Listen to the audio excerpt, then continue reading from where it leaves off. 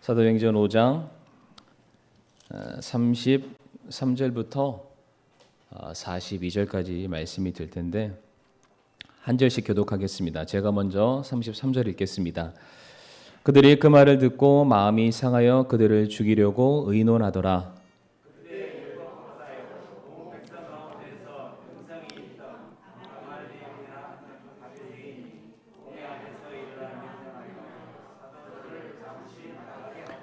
그들에게 이르되 너희 이스라엘 사람들아 이 사람들에 대하여 너희가 행하고자 하는 것에 대해 스스로 조심하라.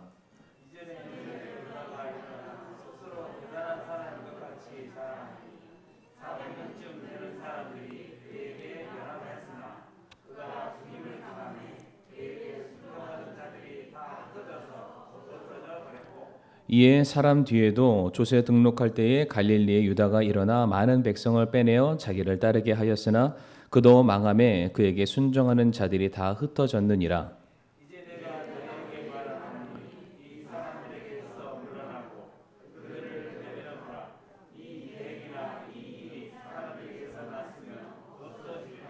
그러나 만일 그것이 하나님에게서 났으면 너희가 그것을 무너뜨리지 못하겠고 도리어 너희가 하나님과 싸우는 자로 드러날까 염려하노라 하매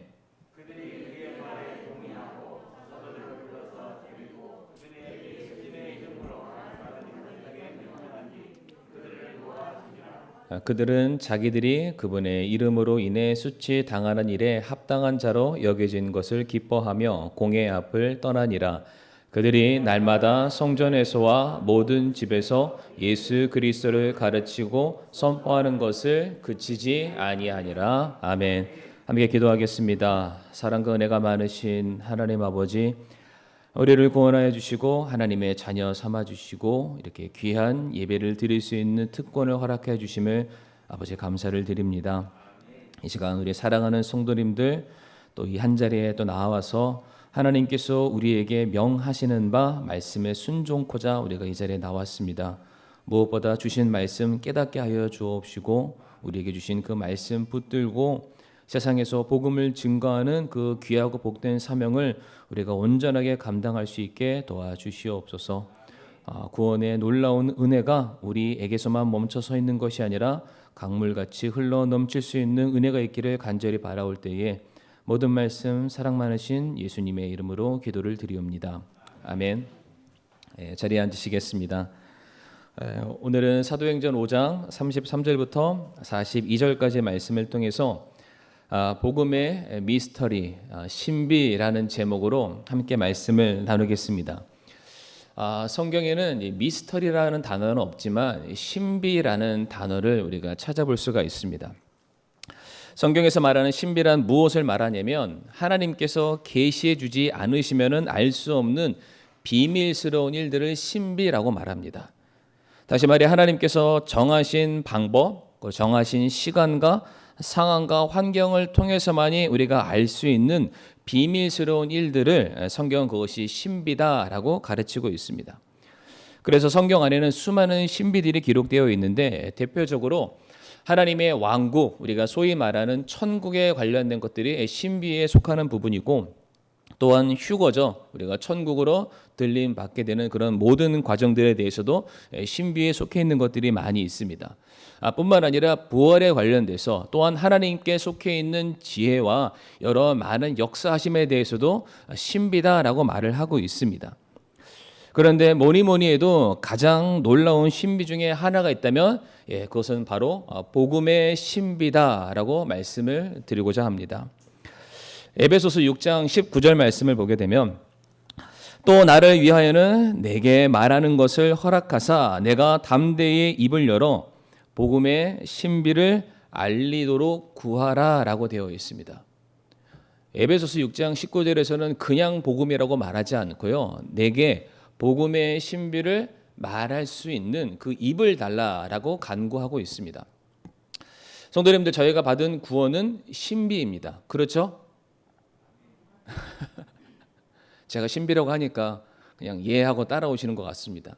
근데 왜 신비냐? 이게 우리가 소위 말하는 막 이상스러운 일, 미스테리 사건 이런 차원에서 신비가 아니라 잘 한번 생각해 보시길 바랍니다.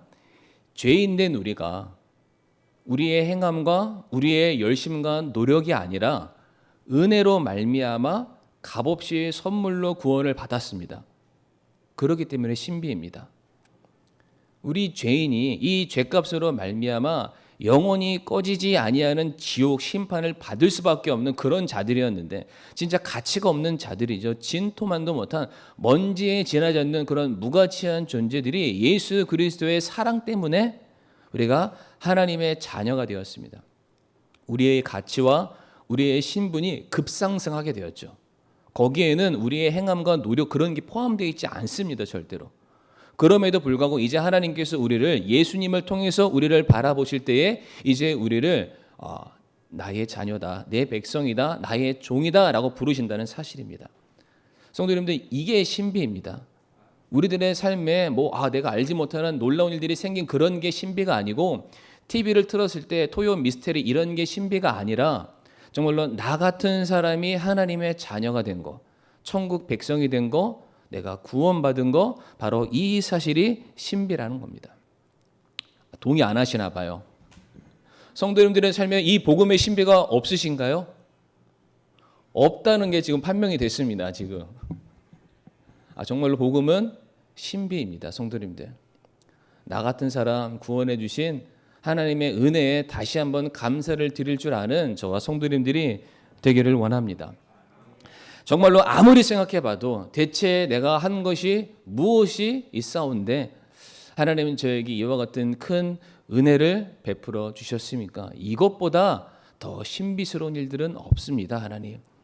그렇기 때문에 우리가 찬양하는 거고요. 그렇기 때문에 그 신비의 이유를 알고자 우리가 이 자리에 나와서 계속해서 하나님의 말씀을 듣고 깨닫고 배우는 것입니다. 그런데 성도님들, 이 시간 제가 성도님들에게 전달하고자 하는 복음의 신비는 복음 자체에도 신비가 있습니다. 우리의 모든 것들을 새롭게 바꾸기 때문에 복음이 신비다라고 말씀드리지만, 오늘 성도님들에게 말씀드리고자 하는 복음의 신비의 내용은 하나님께서 이와 같은 놀라운 복음을 오늘 이 시간까지 어떻게 계속해서 지속해 오셨는가, 그것을 보존하셨는가, 그것을 완성해 가시는가, 그 과정 속에 담겨 있는 신비에 대해서 우리가 함께 나누고자 합니다. 그 신비를 오늘 두 가지를 말씀드리고자 하는데, 첫 번째 복음의 신비가 무엇이냐면 하나님께서 조력자를 보내주신다는 겁니다. 다시 말해 복음이 전해지는 바로 그와 같은 상황 속에서 반드시 돕는 손길을 우리에게 보내셔서 우리로 하여금 복음의 사역을 감당할 수 있게 도와주신다는 말씀입니다. 지난 시간 우리가 함께 나눴던, 저희가 사도행전 강해를 하니까 계속해서 지금 이제 내용들을 순차적으로 밟아가고 있는데, 지난 시간 말씀 기억하시죠?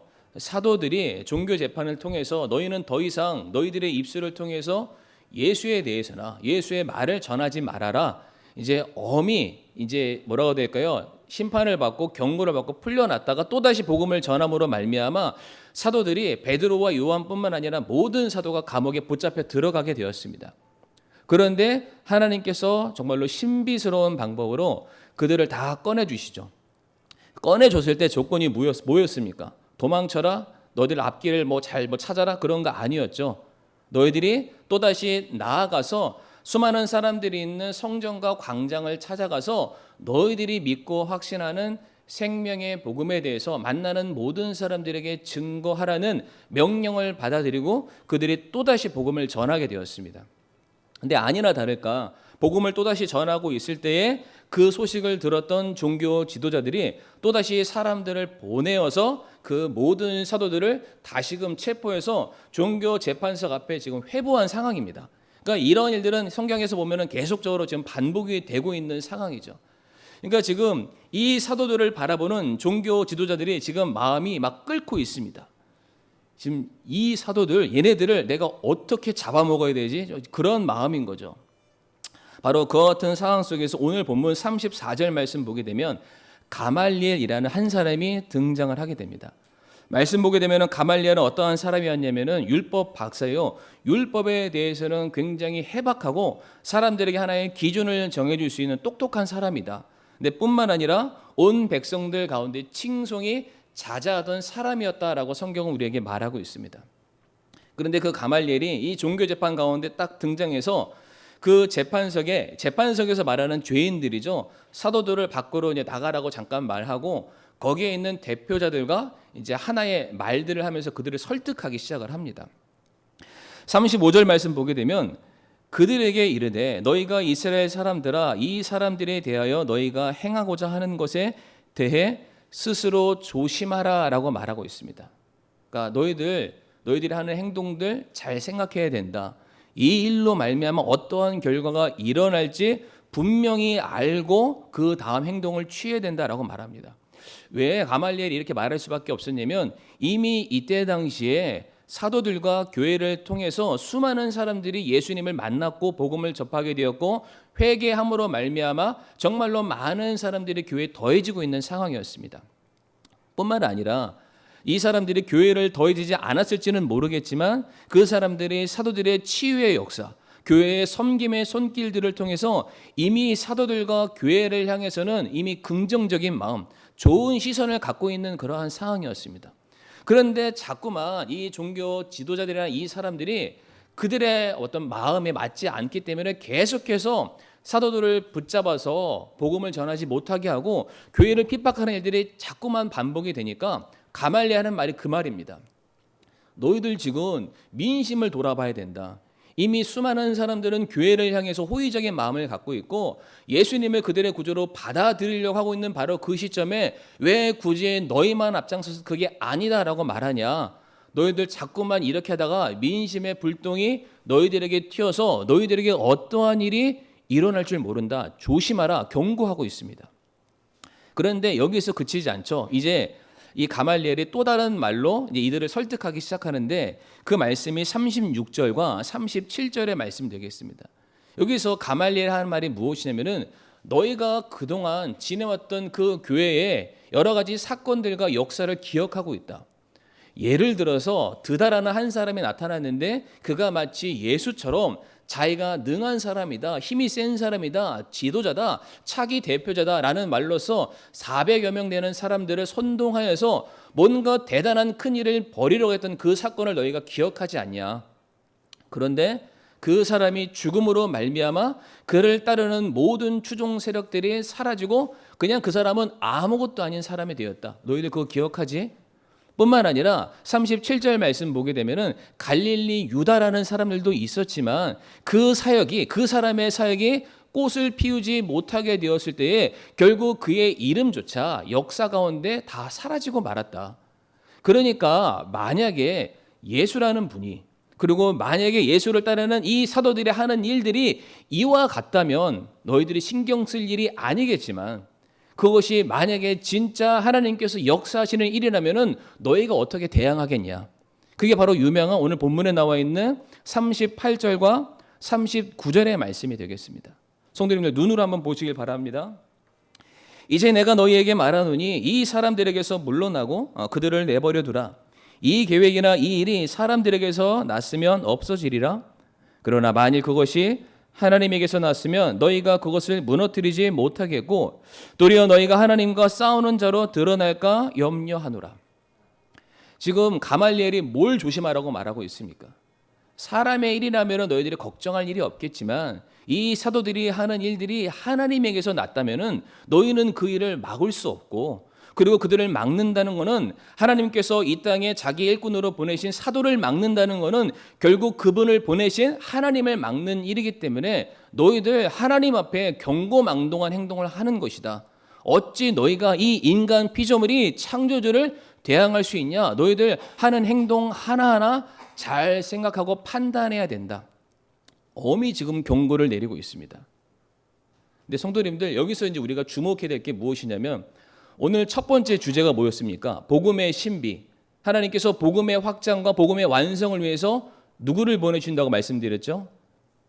조력자, 돕는 손길을 보내주신다 제가 말씀을 드렸는데 왜 본문에서 갑자기 가말리엘이라는 사람이 등장해서 왜 이와 같은 말들로 당시 종교 지도자들을 설득하게 되었을까? 그로 말미암아 제자들을 왜 빼내 주었을까? 우리가 생각해 봐야 됩니다. 그러니까 역사적인 배경을 알면은 왜 가말리엘이 이와 같은 말을 했는지 우리가 분명하게 알 수 있는데, 간단하게 역사를 진짜 짧게 말씀드리겠습니다. 지금 가말리엘이 바리새파 사람입니다. 그렇죠? 그런데 바리새파를 이루는 커다란 두 기둥이 있습니다. 그러니까 이거는 그냥 잊어버리셔도 돼요. 두 기둥이 있는데 하나는 힐렐파와 하나는 샴마이파라는 두 파가 있습니다. 이 두 파가 서로가 하나가 되어서 바리새파를 이루게 됩니다. 근데 샴마이파는 어떠한 사람이냐면 정말로 고지식한, 그러니까 말씀을 연구하고 분석하고 그에 대한 정확한 기준을 세우고 사람들을 가르치는 그런 학파라면은, 그에 반대되는 힐렐 학파는 조금 더 대중적이고 조금 더 열려 있고, 그러니까 사람들과 조금 더 친근한 그런 학파다라고 보시면 되겠습니다. 그러니까 이거를 오늘날로 설명하면은, 그러니까 보수와 진보 정도라고 생각하시면은 성도들은 이해하기 쉬울 겁니다. 근데 두 개의 학파가 결국에는 바리새파를 이루게 되었는데, 그 힐렐이라는 게 어떠한 특정한 의미를 가지고 있는 것이 아니라 사람의 이름입니다. 그러니까 그 학파를 만든 사람이 대표가 되어서 힐렐이라고 불리게 되었는데, 바로 이 힐렐이, 설명이 좀 길었죠? 가말리엘의 할아버지입니다. 그러니까 가말리엘은 어떠한 배경을 갖고 있냐면은, 그러니까 종교 엘리트 집안의 한 사람입니다. 게다가 바리새파를 이루는 가장 주축이 되는 혈통적인 어떤 굉장히 우수성을 갖고 있는 사람이 가말리엘이기 때문에 사람들이 그의 말에 귀를 기울이고 주목하고 그의 말을 따를 수밖에 없었습니다. 근데 제가 지금 힐렐의 손자가 누구라고 말씀드렸죠? 가말리엘이라고 말씀드렸죠. 그러면은 힐렐의 아들 가말리엘의 아빠가 누군지가 굉장히 중요하잖아요. 이게 중요합니다.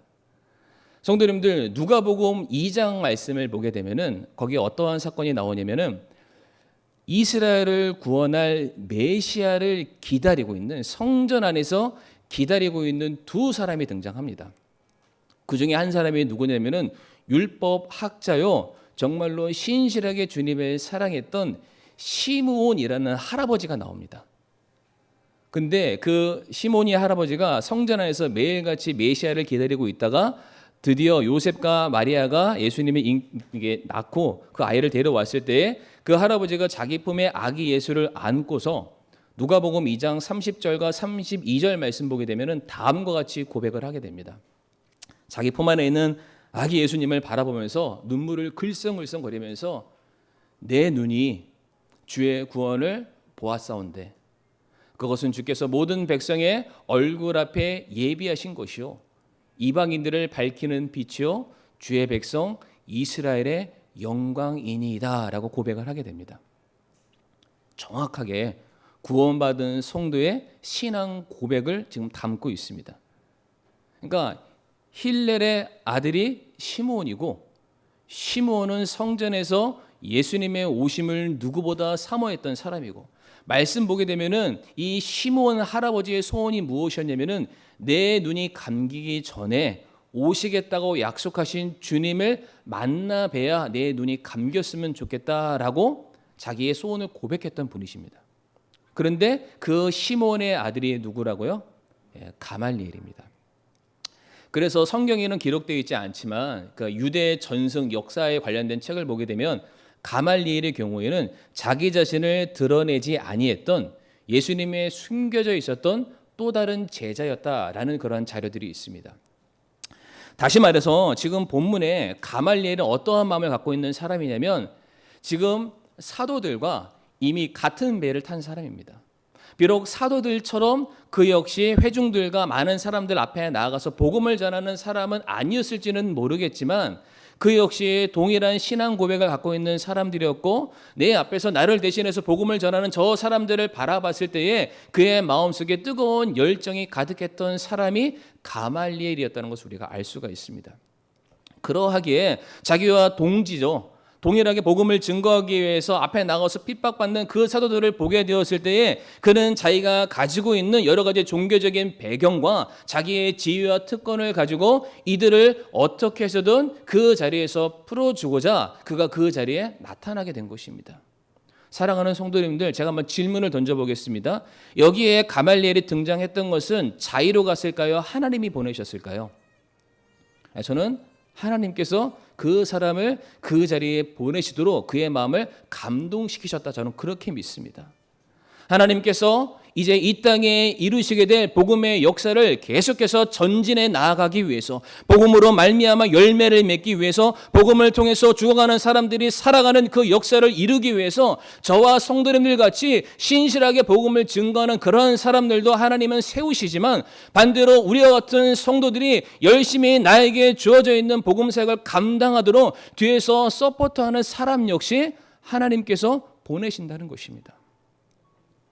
성도님들, 우리가 성경 말씀 보게 되면은 특별히 예수님의 십자가 사건과 관련되어서 예수님께서 갈보리 십자가 위에서 모든 것을 다 이루었다 말씀하시면서 그의 생이 마치게 되었을 때 안타까운 사실이 무엇이었냐면은 예수님을 따르겠다 말했던 수많은 제자들이 요한을 제외하고 다 도망가 있는 상황이었습니다.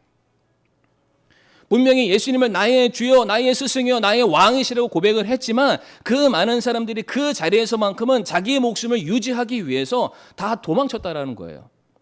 그런데 하나님께서 예수님의 장례를 완벽하게 준비하셨습니다. 그 십자가 밑에 두 사람이 등장하는데 누가 등장합니까? 아리마대 요셉이라는 사람이 짠하고 등장하고 예수님의 그 몸을 넣어드릴 무덤, 자기를 위해 누구도 한 번도 쓰지 않았던 그 무덤을 제공함으로 말미암아 예수님의 장례가 쓸쓸하게 끝나지 않게 준비하셨습니다. 뿐만 아니라 한밤중에 예수님을 찾아와서 어떻게 해야 내가 영생을 얻겠습니까? 라고 물었던 니고데모도 그 자리에 짠하고 등장을 합니다. 그리고 예수님의 장례가 완벽하게 진행될 수 있는 모든 도구들을 가져와서 자기의 신앙 고백을 그 자리에서 만천하에 드러내는 그런 역사가 일어나게 됩니다. 제자들이 하지 못한다 할지라도 하나님께서는 자신의 구원의 역사를 완성시키고 이루시기 위해서 그 일을 감당할 또 다른 조력자를 보내준다는 거죠. 우리가 구약 성경을 보게 되면 하나님께서 놀라운 구속의 사역들을 이루어 나가심에 있어서 우리와 같이 부르신 이스라엘 백성들이나 특정한 사람들을 세우시기도 하지만 전혀 예상하지 못하는 사람들을 세우심으로 말미암아 하나님의 역사가 끊이지 아니하고 계속해서 전진해 나아갈 수 있는 그런 사건들이 너무나도 많습니다. 예를 들어서 이스라엘 백성들이 하나님의 약속을 받아서 가나안 땅에 들어가게 되었을 때 그들이 첫 번째로 맞이했던 커다란 장벽이 바로 여리고성입니다. 그런데 그 여리고성을 정탐하기 위해서 정탐꾼들이 갔는데 누구의 도움을 받아서 살게 됩니까? 전혀 알지 못했던 기생 창녀 라합을 만나게 됩니다. 성도 여러분들 그거 아십니까? 이 라합을 통해서 누가 온 줄 아세요? 그 후손들이 보아스가 옵니다. 보아스는 누구랑 결혼합니까? 이방 여인 룻과 결혼함으로 말미암아 다윗 왕의 계통을 잇게 되고 그 다윗 왕의 계통을 통해서 누가 오시게 되나요? 예수 그리스도가 오시잖아요. 하나님의 백성도 하나님의 사람들이 그 일을 감당하지 못한다 할지라도 하나님께서는 어떻게 하신다고요? 특별히 자기의 사역을 계속해서 이룰 수 있는 조력자, 돕는 손길을 계속해서, 왜? 이거는 하나님의 일이니까요.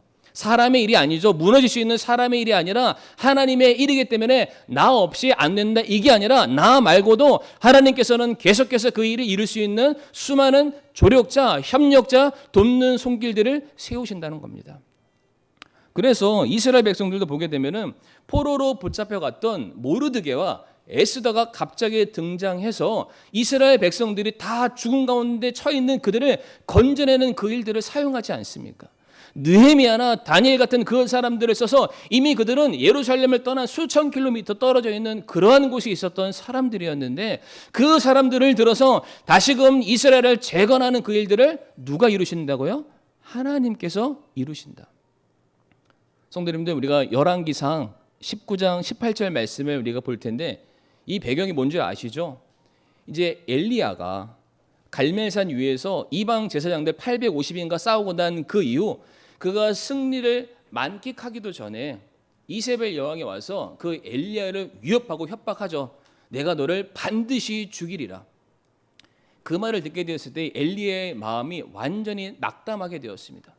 아니 하나님, 제가 하나님의 복음을 증거하고 하나님의 말씀에 순종하는 그 일을 감당함에 있어서 제가 상급을 받지도 못하고 칭찬을 그런 거 기대하지도 않았지만은 내가 순종했는데 말씀을 선포했는데 왜 내가 하는 일들을 통해서 그 결과가 내게 보상으로 돌아오는 것이 아니라 왜 죽음의 위협과 협박으로 내가 이토록 고통을 받아야만 하겠습니까? 하나님 왜 이를 나 혼자만 해야 됩니까? 라고 하소연을 했습니다.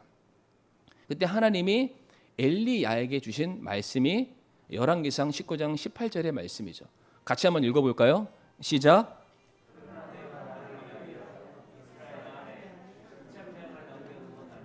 곧 바알에게 절하지 아니한 모든 무릎과 바알에게 입 맞추지 아니한 모든 입이니라. 아멘. 하나님이 지금 엘리야에게 뭐라고 말씀하십니까? 너만 복음의 현장 가운데 서 있는 게 아니다라고 말씀하십니다. 너 혼자만 이 사역을 감당하는 게 아니다.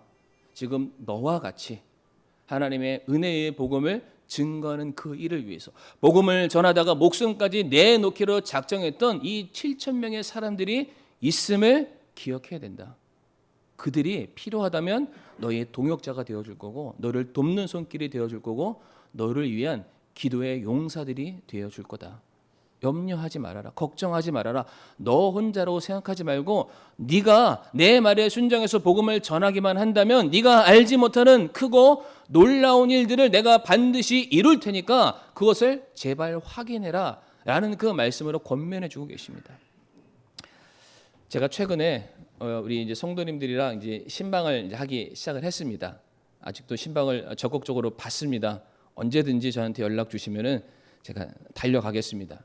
자, 그런데 성도님들이랑 신방을 하면서 제가 들었던 이야기 중에 공통점이 하나 있다는 것을 발견을 했는데 그게 뭐냐면 성도님들이 여기 반석교회 오시기까지 그러니까 스스로 자발적으로 내가 오겠다 하시는 분들은 거의 없으시더라고요. 물론 그러니까 누군가의 도움을 받아서 그러니까 이제 결국에는 교회를 선택하는 것은 내 결정이긴 하지만 이 교회를 만나는 과정 속에서는 내가 스스로 요즘처럼 인터넷을 검색하거나 내 발로 발품을 찾아서 온 경우보다는 이 중간 과정에 누군가가 반드시 있습니다. 그게 내 사랑하는 가족이 되었든 심지어 목사님 사모님이 되었든 아니면 또 다른 누군가가 내가 받은 구원의 놀라운 은혜에 대해서 내게 전달해주는 사람이 있었습니다. 그리고 정말로 좋은 교회, 성경적인 교회라고 소개해주는 사람이 반드시 그 가운데 있었습니다. 그래서 그 사람을 통해서 내 마음이 동하여서 이곳으로 오게 되었는데 마치 이곳에서 생명의 말씀을 듣게 되었고 복음을 접하게 되었고 내가 그토록 만나기를 사모했던 하나님을 만나게 되었을 때 드디어 내가 여기에 정착하기로 결정했다는 거죠. 누군가 우리가 주님께로 나오는 그 길에 있어서 돕는 사람들이 있었습니다. 조력자들이 있었죠. 협력해 주는 사람들이 있었습니다. 그러하기에 우리 사랑하는 성도님들이 이곳에서 이렇게 귀한 신앙생활하고 있는 거 아니겠습니까? 그럼 반대로 이제 우리가 해야 될 일이 무엇입니까? 우리가 경험한 이 복음의 신비가 우리에게서 멈춰서는 것이 아니라 이제 우리가 다른 누군가의 조력자가 되어야 됩니다. 다른 누군가의 돕는 손길이 되어야 된다는 겁니다. 간절히 주님을 만나기를 찾고 있는 어떠한 한 사람, 진정한 말씀이 전파되는 그 교회를 찾고 있는 어떠한 한 사람, 지옥에 대해서 자기는 잘 모르지만 두려움에 떨고 있는 바로 그 한 사람을 주님께로 인도하는 그 일에 저와 성도님들이 또 한 명의 조력자가 되기를 간절히 원합니다. 두 번째로 복음의 신비 간단하게 말씀드리겠습니다. 복음의 신비란 무엇이냐면 복음으로 말미암은 핍박을 감당케 하는 신비를 우리에게 허락하신다는 겁니다. 오늘 말씀을 잘 보게 되면은 이제 가말리엘의 말을 통해서 이제 설득을 받은 종교 대표자들이 이제 사도들을 다시 부릅니다. 그러니까 가말리엘에게 설득당한 건 설득당한 거고 그래도 사도들이 너무 미우니까 이들을 보낼 때 때렸다, 매질을 해서 돌려보냈다라고 성경에 기록되어 있습니다. 근데 성도님들 여기서 매질을 당했다, 맞았다 굉장히 단순한 멘트로 기록되어 있고 넘어가니까 아 그런가 보다 생각할 수 있잖아요. 그런데 여기서 사도들이 맞은 이 매란 뭘 의미하냐면 사도 바울이 복음을 증거했을 때에 뭘 얘기하냐면 내가 40에 하나 감한 매를 맞았다. 기억하시죠? 지금 사도들이 맞은 매가 그 매입니다. 그런데 성도님들 40대면 40대고 50대면 50대고 참고로 저 학창 시절에 한 번에 40대도 맞아본 적이 있습니다. 야간 자율학습 4번 빠졌는데 그 선생님이 하루당 10대다 이러더니 40대를 그 자리에서 연속으로 스트레이트로 때리시는 걸 제 몸으로 제가 감당해 본 적이 있습니다. 성도님들 웃으시라고 말씀드린 거예요. 자, 그런데 40이면 40이지 왜 40에 하나 감한 매냐. 이게 유대인들, 그러니까 바리새인과 랍비들이 그들이 구전으로 내려오는 율법서가 하나 있습니다. 그게 미시나라는 건데 거기에 뭐라고 적혀 있냐면 39대까지는 때려도 된다. 39대까지 때리다가 혹시 이 사람이 맞아 죽게 되면은 이게 살인죄잖아요. 그런데 39대까지는 때려서 죽어도 때린 사람에게는 죄가 안 된다는 겁니다. 그러니까 성도님들 우리가 어떻게 생각해야 되냐면은 40에 하나 감한 매는 이 사람 맞는 사람이 불쌍해서 이 사람을 위해서 제정해 놓은 법이 아니라 때리는 사람을 위해서 제정해 놓은 법입니다. 때렸을 때 이 사람을 죽임으로 말미암아 그 죄값이 이 때리는 사람은 지도자들이잖아요. 스스로 의롭다고 말하는 그런 사람들일 거 아니겠어요? 이 사람들을 지켜주기 위해서 제정된 법이라는 거예요. 그러니까 매라는 것 자체가 원래는 때렸을 때 맞아 죽으라고 때리는 겁니다. 성도님들 영화 혹시 패션 오브 크라이스트 보셨나요? 거기서 예수님께서 그 영화 후반부 쪽에 그 채찍에 맞는 장면 기억하시죠? 그게 너무나도 잔인해서 굉장히 사실적으로 묘사했는데 지금 제자들이 맞는 매가 그와 같은 매입니다. 다시 말해 이 매를 맞았을 때 한 10대 정도 맞고 설득돼서 이게 아니라 그냥 그 자리에서도 죽어라 라고 때리는 건데 그나마 율법으로 정해놓은 게 있어서 목숨만은 부지시켜서 보내는 그러한 매입니다.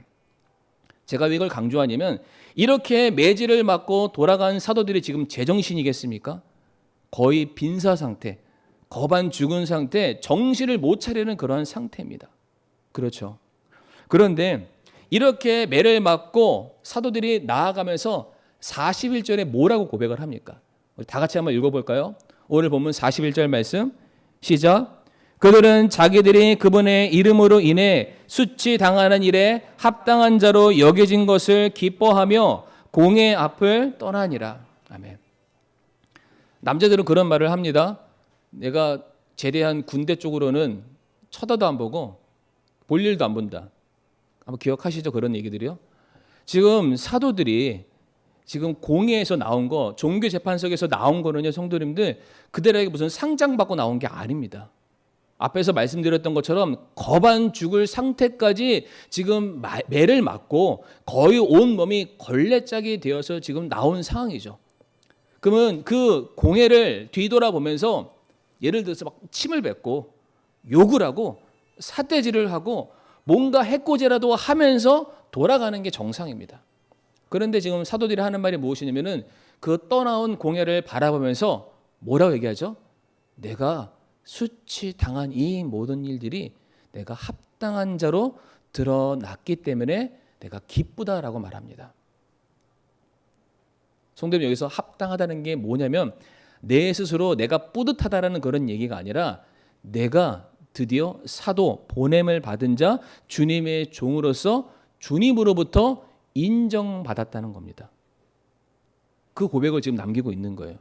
고난을 받았는데 핍박을 받았는데 거의 죽을 뻔했는데 그들의 고백은 드디어 내가 주님의 종으로 인정받았다. 사랑하는 성도님들, 우리는 우리 스스로를 그리스도인이라고 고백을 합니다. 그렇죠? 그런데 그리스도인이라는 게 교회를 다니면 그리스도인이 아닙니다. 원래 그리스도인이라는 뜻 자체가 내가 그리스도께 속해 있다. 그리스도께 속해 있기 때문에 그리스도를 대변하는 사람이고 그리스도를 대신해서 그분께서 하셨던 사역을 감당하는 자를 성경은 그 사람이 바로 그리스도인이다라고 말합니다. 그래서 바울이 복음을 전했을 때 사람들이 뭐라고 말하나요? 네가 나를 거의 그리스도인 되게 할 뻔했다. 네가 나를 교회 다니게 할 뻔했다. 이게 아니잖아요. 네가 전하는 그 말씀을 통해서 내가 죄인인 걸 깨달아서 내가 그리스도인으로서 될 뻔했다.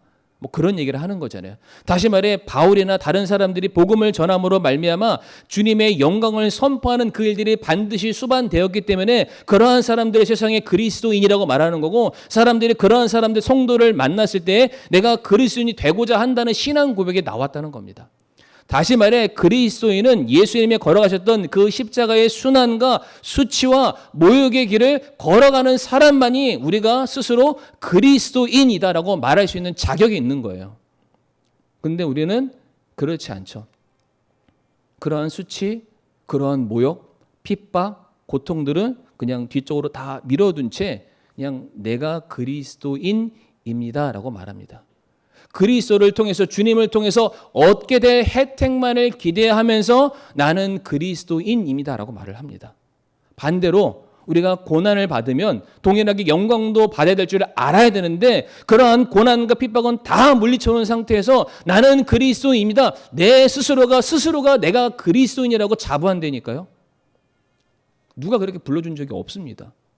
그냥 내 스스로 그렇게 알고 있는 거예요. 내가 그냥 내 입으로만 주여 하는 거죠. 나만 스스로가 구원받은 백성이라는 생각 가지고 살아가고 있다는 거죠. 그런데 오늘 본문에 나와 있는 사도들은 자기들의 삶에, 자기들의 몸에 예수 그리스도로 말미암은 흔적을 남기기 시작했을 때에 그들이 뭐라고 고백하냐면, 내가 드디어 주님께 합당한 사람으로 인정받았다, 그게 기쁘다라고 말합니다. 여기서 성도에 있는 포인트가 매를 몇 대 맞았냐, 얼만큼 빼앗겼냐, 이게 중요한 게 아니라 그들의 삶의 가장 중요한 포커스는 내가 지금 당하는 고통의 크기가 아니라 내가 주님께 인정받는 자로 설 수 있냐, 지금 그거를 주목하고 있다는 거예요. 이거를 조금 더 쉽게 설명하면은, 성도님들 마가복음 14장을 가게 되면 예수님께서 이제 시몬, 베다니에 있는 시몬이라는 집에 찾아가서 그들과 식사를 하시는 장면이 있습니다. 그때 예수님께서 그 집안에 딱 들어가실 때 한 여인이 예수님이 들어가는 발 뒤따라 가면서 그 했던 그 일들 기억하시죠? 말씀 찾지는 않겠습니다. 예수님께서 딱 좌석 딱 앉으시니까 그 여인이 뭘 했습니까? 자기가 가지고 있는 그 귀한 향유 옥합, 이 향유 옥합이란 무엇을 의미하냐면 그때 당시 한 여인이 결혼을 위해서 준비된 지참금을 말합니다. 굉장히 중요한 거죠. 이거 없으면 결혼 못하고, 결혼 못한다는 건 가정을 이끌지 못하는 거고, 가정을 이끌지 못한다는 것은 더 이상 내게 생명이 이어지지 못한다는 굉장히 저주스러운 사건입니다. 그런데 그 여인이 집안에 들어갈 때 예수님이 앉으셨을 때 그 발에 자기의 향유옥합을 깨서 다 발에 붓죠. 그리고 자기의 머리카락으로 예수님의 발을 막 닦습니다. 이게 무슨 행위인가요? 나는 당신의 종이라는 거죠. 발밑에 내려갔으니까. 내가 당신을 기꺼이 섬기겠습니다. 당신은 나의 진짜 신랑이시오, 나의 왕이시고 구주이십니다. 그러니까 이 여인이 이런 행동을 했을 때 주변의 사람들이 두 가지 반응을 보였습니다. 어떻게 이 여인이 함부로 남자의 몸에 손을 댈 수 있느냐, 이거는 우리의 상식을 벗어나는 일이니까 주님, 저 여인이 저렇게 못하도록 좀 말리세요. 또 하나의 반응은 무엇이었냐면, 가룟 유다가 나타나서 지금 저렇게 하는 게 낭비다, 저 돈으로 우리가 더 귀한 일 할 수 있는데 저거 좀 못하게 하라, 저걸로 우리가 더 좋은 가치로 바꿔서 우리가 좋은 일 하자, 사회사업하자, 이런 식으로 말을 했습니다. 그런데 이때 예수님께서 그 여인을 향해서 뭐라고 말씀하셨나요? 이 여인이 하는 일이 나의 장례를 예비하는 거다. 그러시면서 플러스 알파, 내가 십자가의 고난을 받음으로 말미암아 구속의 사역이 온 세상에 증거되는 바로 그 순간에 이 여인이 섬김이 반드시 같이 기념돼야 하리라라고 말씀하셨습니다. 거기에 있는 수많은 사람들은 그 여자를 어떻게 봤나요? 이상한 사람 취급했습니다. 상식에서 벗어난 사람으로 그들이 취급을 했죠. 그런데 예수님만은 그 여인을 바라보시면서 내가 너희의 섬김을 기억하마라고 말씀하셨죠. 성도님들 머릿속으로 한번 상상해 보시길 바라요. 여기 안에 수백 명의 사람들이 앉아 있는 거예요. 내가 주님을 섬기는 행동들이 다른 사람들 봤을 때 너무 이상하니까 뭐 하는 거야? 막 손가락질하고 수근수근거리고. 그런데 그런 사람들은 나는 눈에 안 들어오죠. 내가 바라보는 거는 이 수많은 사람 가운데 오로지 예수님 한 분만을 바라보는 겁니다. 그런데 너무나도 감사한 거는 그 예수님이 나만 보시는 거예요. 성도님들과 아이 투 아이죠. 눈과 눈을 딱 마주 보면서 예를 들어서 수지야, 내가 너의 섬김을 기억할게. 어떤 성도님들, 아무개야, 내가 너의 이 귀한 섬김을 기억한다. 내 복음이 전해지는 곳에 너와 같은 섬김이 동일하게 있어야 될 줄을 내가 만천하에 알리기를 원한다. 성도님들 감동이 되지 않으십니까? 그러니까 이러한 멘트를 성도님들이 직접 하나님께, 주님께로부터 받으신다면 우리가 받는 수치 따위는 아무것도 아닙니다. 고통 따위 아무런 문제가 되지 않겠죠.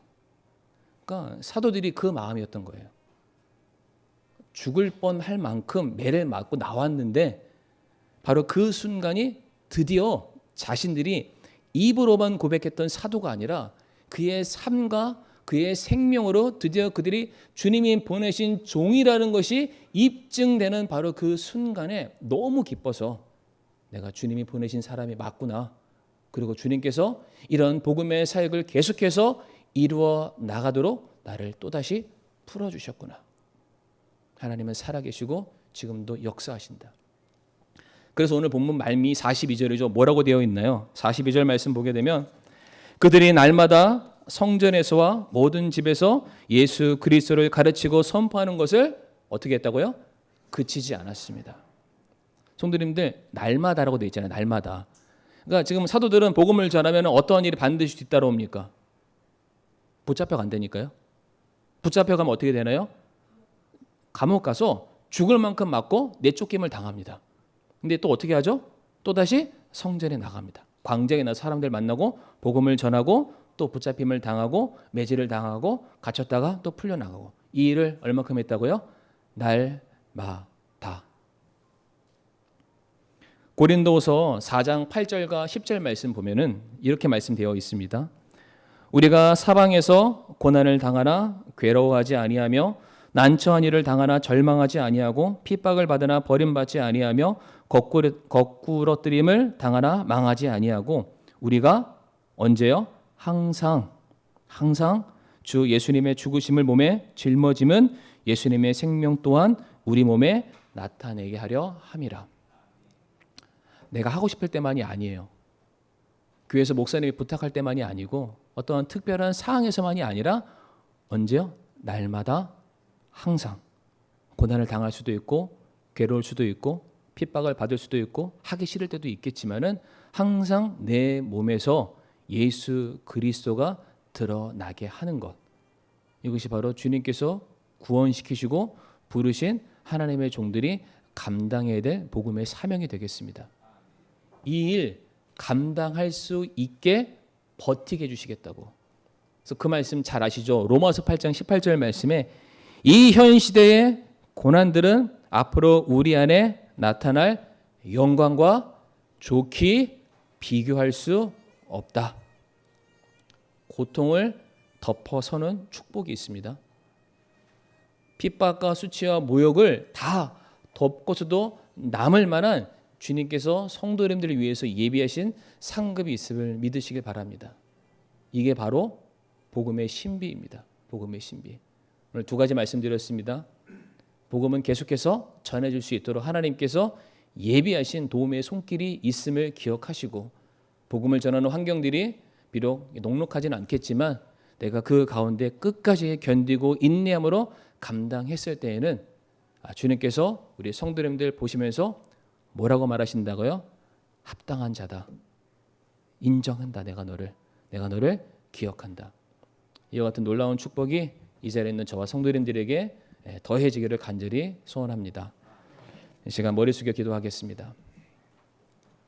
이 시간 우리가 함께 기도할 때에 하나님 아버지 복음의 신비의 이 놀라운 역사가 계속해서 나의 삶 가운데 이루어질 수 있게 해주세요 라고 우리가 기도하겠습니다.